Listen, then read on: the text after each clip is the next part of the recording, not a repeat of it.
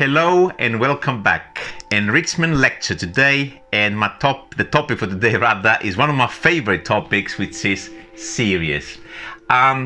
This is what we're trying to actually find. We're not trying to sum it or anything like that. I think this particular question, I didn't actually write, I should really have written what it's actually asking. And it's asking to simplify this expression, giving the answer in something that does not involve a sigma, okay? So it's been sitting with me for a very, very long time. I didn't even remember I had this. So I was just looking for something on series, and I came across, I thought, what a good idea to just go through this question. Where will you find questions like this and more, of course?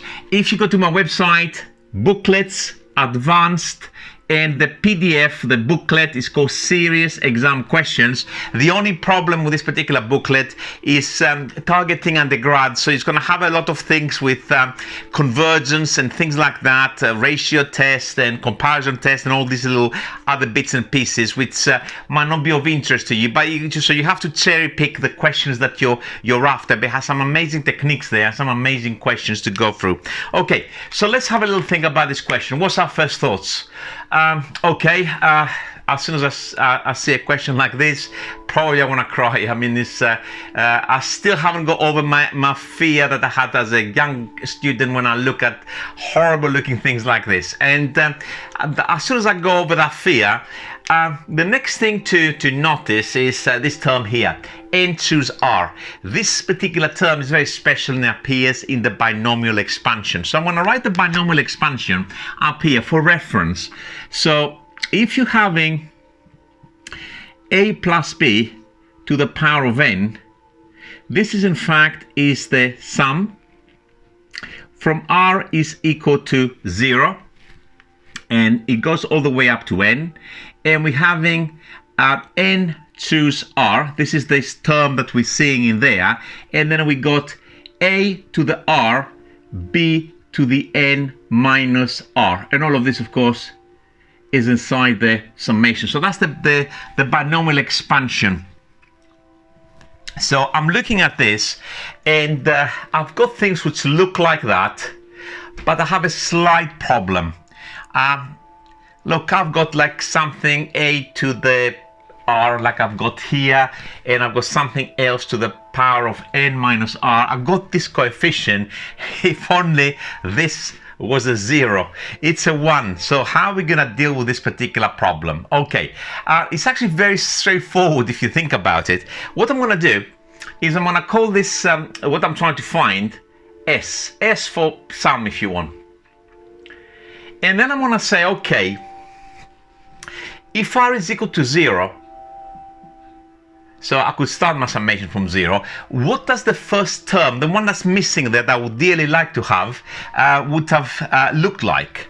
So it would have been, of course, n choose 0. So I'm replacing all my dummy variables with 0 in there. X to the 0.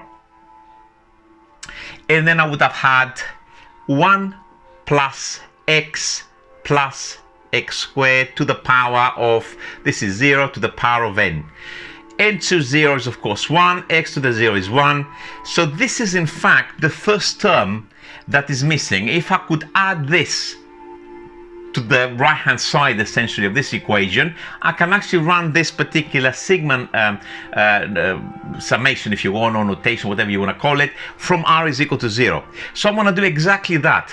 So because I want to move things to the middle of the board, I'm going to put implication. Okay, and I'm going to add this particular quantity to both sides of this equation. So s on the left hand side plus 1 plus x squared to the power of n is equal to, I'm adding exactly the same term, 1 plus x squared to the power of n to my sigma, which of course very bad use of the board for me today, because I really want to leave the binomial expansion up there, and now this is gonna interfere with this. I cannot win, it appears these days. Let me just write at the bottom here, so that's meant to be up there, but I don't want to rub that off. So plus sigma from r is equal to 1, as I have it there really, yeah, to the power of n choose r x to the power of r, 1 plus x squared to the power of n minus r. Okay, so I haven't done anything of substance at the moment. It's just that I'm trying to create a binomial expansion somewhere, okay, within that sigma term. So what can I do next? Well, this is of course the first term, the r is equal to 0. So what I can do, in fact, I can write the right hand side, this plus this, into a single sigma, but this time, because that's the r is equal to 0, I can start my summation. I can run it from 0 to n. And of course, n choose r, x to the r, 1 plus x squared, all to the power of n minus r. And on the left hand side, of course, I will have what I'm trying to find, which I called it s, plus this quantity here. 1 plus x squared to the power of n. So this is now my latest version. Now, if you look at the right hand side of my equation and you look at the binomial expansion, of course, this is a binomial expansion. This is what binomial is. We got absolutely everything. We got, of course, the n choose r. We got two terms to the r and to the n minus r. That's our a and our b if you want. And of course, the summation, more importantly, we made it to run now from r is equal to 0.